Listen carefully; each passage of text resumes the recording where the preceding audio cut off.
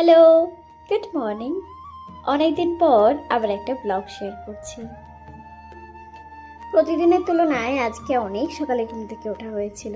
তার কারণ আজকে আমি, মা, বাবা তিনজন একটু পরেই বেরাবো। মা ওইদিকে বাকি কাজ সারছে আর আমি এইদিকে স্নান করে আগে আমার মহাদেবের পুজোটা সেরে নিচ্ছি। আজকের দিনটা ভীষণ স্পেশাল, আর হবেই না কেন বলো তো?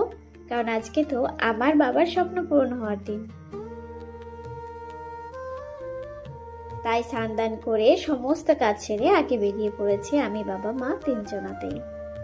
এবার যাওয়ার সময় এখানে যে মাছ বাজার ছিল সেখানে দাঁড়িয়েছিলাম, যেহেতু বাবা বাজার করে মাকে বাড়ি পাঠিয়ে দেবে। আমরা যে টোটোটা করে যাচ্ছি সেই টোটোয় আমাদের গন্তব্যে আমাদের পৌঁছে দিয়ে মাকে নিয়ে আবার চলে আসবে বাড়িতে। বাড়ি থেকে বেরোনোর সময় মা ঠাম্মার কাছে শুনেছিল, মা কি নিয়ে আসবো তোমার জন্য।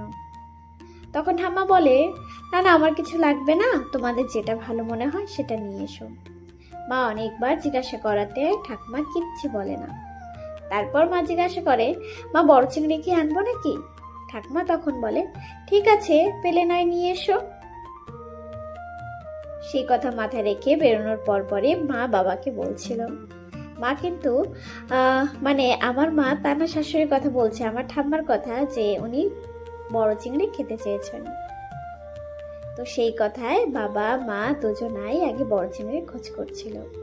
প্রথমে আমরা যে চিংড়ি মাছ দেখলাম সেটা পছন্দ হলেও পরে হাত দিয়ে দেখে বেশ একটা পছন্দ হলো না। ওটা বাদ দিয়ে পাশ থেকে এই চিংড়ি মাছ নিয়ে নিচ্ছিলাম। তার আগে বাবা একটা ইলিশ মাছও নিয়েছে। নেবেই না কেন বলো? আজকে যে অনেক খুশির দিন। যা যা প্রয়োজন, আলু, পেঁয়াজ,